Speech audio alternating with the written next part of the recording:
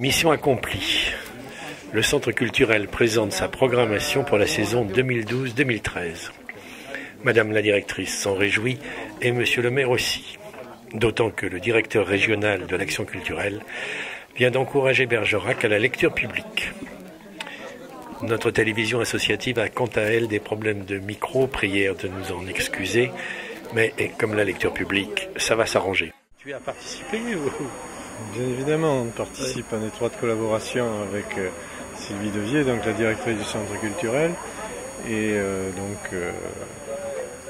cette saison est peut-être derrière elle, hein, comme tu disais à l'instant. Le programme en tout cas. Mais le programme, oui, mais elle est déjà sur le programme de la prochaine saison. Voilà.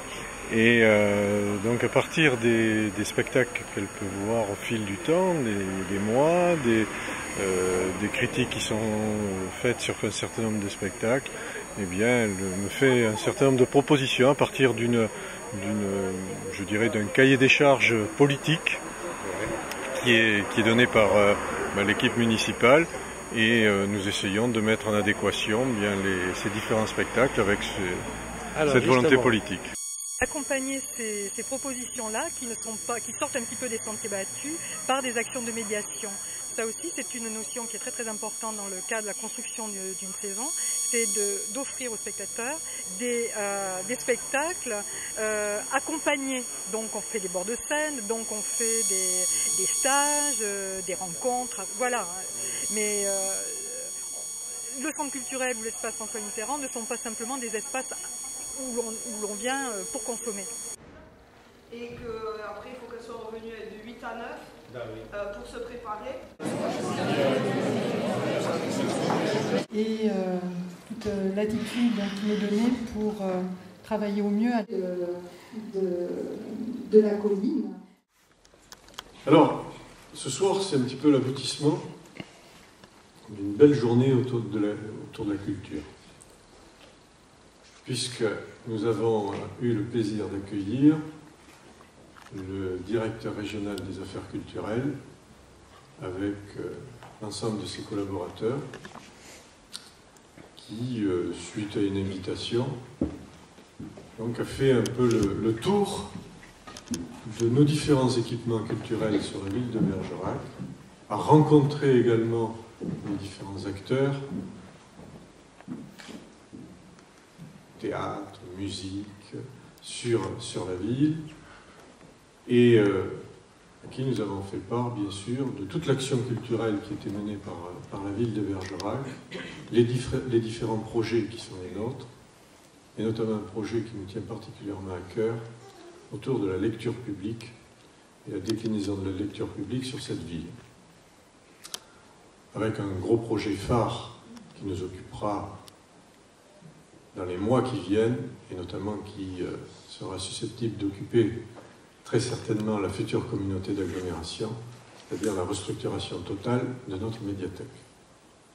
Nous voulons en faire un pôle important en matière de culture, et notamment, plus particulièrement, en matière de lecture publique.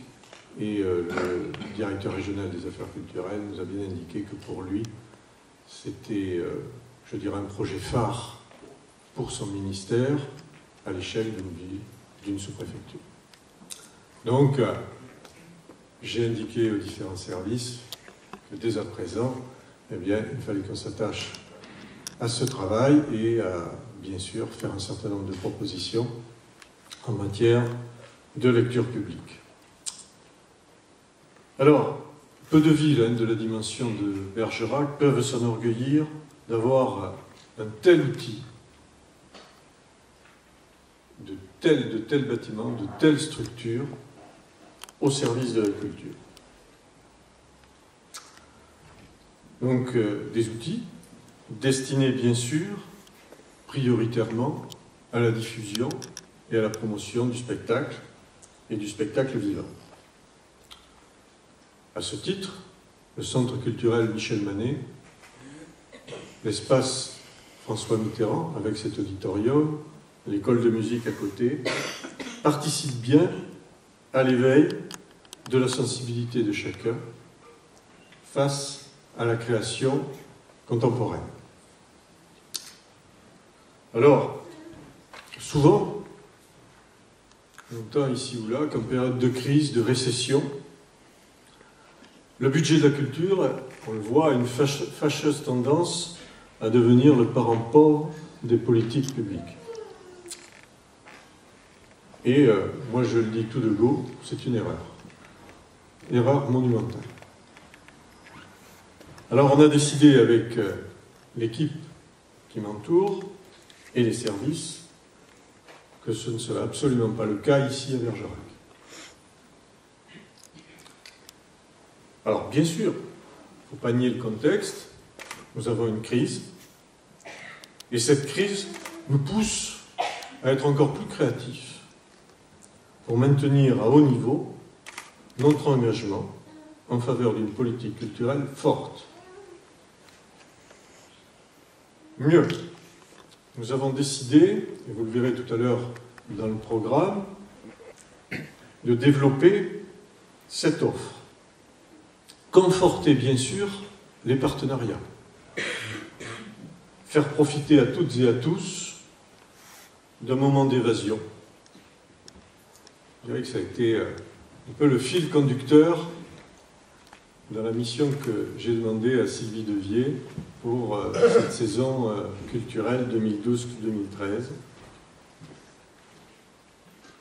Travailler sur l'évasion dans un monde parfois trop dur, bien sûr, et un manque, nous le voyons, de poésie.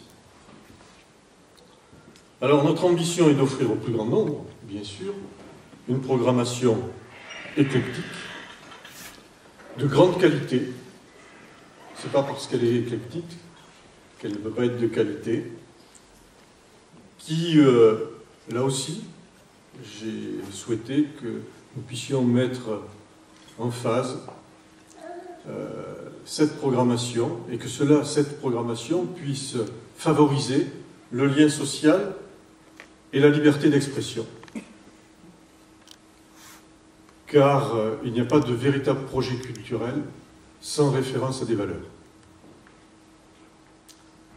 Alors, pour moi, la culture, vous l'aurez compris, depuis maintenant un certain nombre de saisons que nous vous présentons, et cette programmation en fait, je crois, la démonstration. La culture ne se résume pas à un objet de consommation. Elle participe à la formation de l'homme, au développement de son esprit critique, à sa compréhension du monde contemporain. Alors un projet culturel doit donc s'adresser à tous, quelles que soient ses origines, car, à l'instar, je dirais, d'Albert Camus, tout ce qui dégrade la culture raccourcit les chemins de la servitude. Et à Bergerac, notre détermination ne s'arrête pas au centre culturel. Elle se déploie également dans notre soutien aux associations, avec un budget stabilisé à plus d'1 million d'euros. Cela concerne, j'y faisais allusion à l'instant, l'introduction de mon propos, tous les travaux qui sont réalisés sur les musées, musée du tabac, avec sa nouvelle muséographie.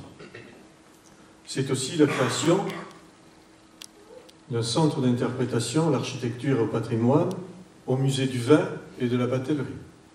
Des travaux vont intervenir très prochainement et toute l'histoire de notre ville sera présentée dans ce musée.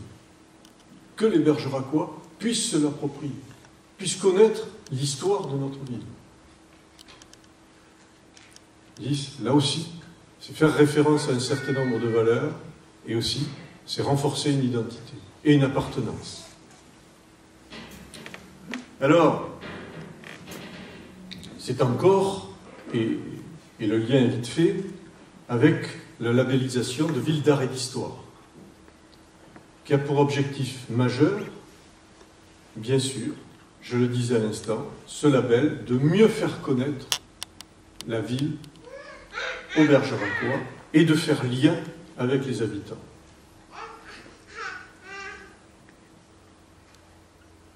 toute cette ville a une histoire, et toute cette ville offre un certain nombre de perspectives, et c'est bien faire le lien entre son histoire et ces perspectives que nous pourrons eh bien, faire que chacun, à la place qu'il occupe, puisse s'approprier cette ville. C'est le cas aussi avec la médiathèque, qui a un véritable lien physique entre les faubourgs et un quartier de Nayac en cours de rénovation, quartier dans lequel nous nous trouvons aujourd'hui. Et où d'ailleurs on a créé ce centre, cet espace culturel François Mitterrand. Alors, l'action culturelle d'une ville, pas aller beaucoup plus loin, hein, c'est tout cela. On pourrait décliner plus grandement tout cela, mais je dirais que c'est une vision globale. C'est une politique générale qui ne s'adresse pas à une élite, mais à toute la population, dans le respect, bien sûr, des principes républicains et avec une politique tarifaire volontariste. Alors à Bergerac, entre rénovation urbaine et politique sociale, notre politique culturelle, à la différence des politiques réalisées les unes à côté des autres, vise bien sûr un programme beaucoup plus ambitieux, dans une cohérence d'ensemble qui participe au redressement général.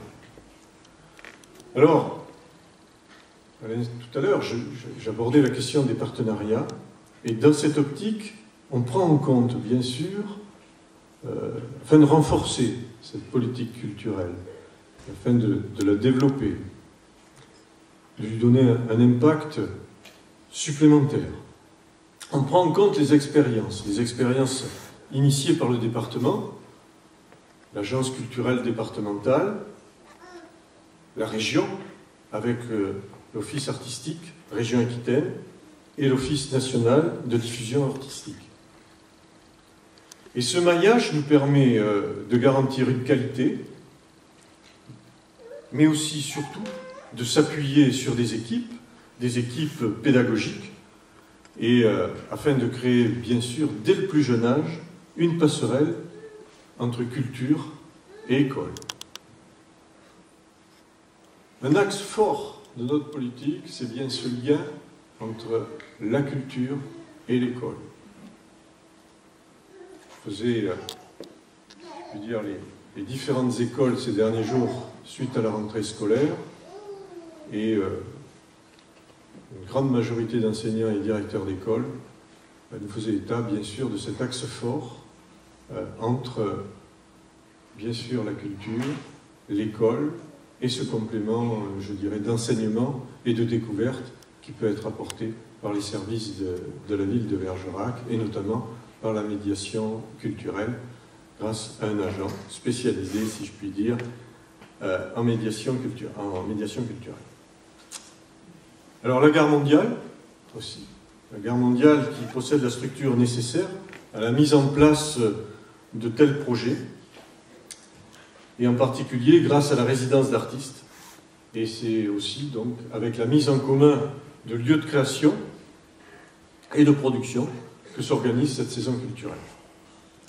Alors cette année, 29 spectacles organisés par la ville, 13 par des associations, 8 concernent la danse, qui est un élément important, et vous avez pu le remarquer, de la culture bergeracoise, que l'on retrouve dans le festival flamenco, dans les jeudis sa danse, et dans les danses traditionnelles autour de la culture occitane, avec les abeilles bergeracoises, ou encore, bien sûr, dans le week-end latino.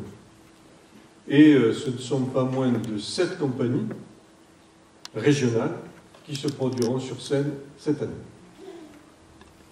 Notre partenariat avec l'Agora de Boulazac, l'Opéra national de Bordeaux, le Melchior Théâtre, Jazz Pourpre, Overlook et le Roxane, Art et Culture, WIP Association, l'Union musicale bergeracoise, Cercle musical, Cinéacte, Comédien de Naillac, Tréteau de Bergerac, le Moonlight Cabaret, excusez pour ceux que j'aurais pu oublier, témoignent bien sûr de la maturité de notre programmation. Alors, cette maturité de notre programmation va prendre encore plus d'ampleur, et ceci à partir du 1er janvier 2013, avec la création de la communauté d'agglomération. Elle va permettre d'aller plus loin, et je l'espère, de bénéficier aussi de plus de moyens, de développer à l'échelle de 58 000 habitants une offre culturelle jusque-là jamais égalée. Un enjeu fort en matière de développement culturel à l'échelle de ce territoire. Les collectivités territoriales se sont déjà regroupées afin de mieux répondre aux besoins des artistes en termes de financement, bien sûr, mais aussi en termes de coordination, de création de structures support, capables, bien sûr, de porter l'ensemble des projets. Alors, c'est grâce à cela que, envers, je dirais, contre tout, la culture vit et continue et continuera à nous faire vibrer. Aujourd'hui, notre ministre de la Culture et de la Communication souhaite aller encore plus loin en renforçant le rôle des collectivités en la matière. Pour nous, c'est une bonne nouvelle. Là aussi, je dirais que le changement, c'est maintenant. Vous l'aurez compris, une belle saison s'annonce en perspective. Alors je vais vous laisser découvrir, bien sûr, le guide de la saison culturelle. Prenez bien le temps de le feuilleter, de réserver vos soirées, de venir ici, centre culturel ou dans les autres lieux de Bergerac, seul ou en famille, avec des amis, mais profitez pleinement, bien sûr, d'un moment de convivialité. Le prix Nobel de la littérature, en 2000, disait « La culture n'est pas un luxe, c'est une nécessité. » Je peux vous garantir que c'est aussi mon opinion et celle de l'équipe municipale qui m'entoure. Je vous remercie.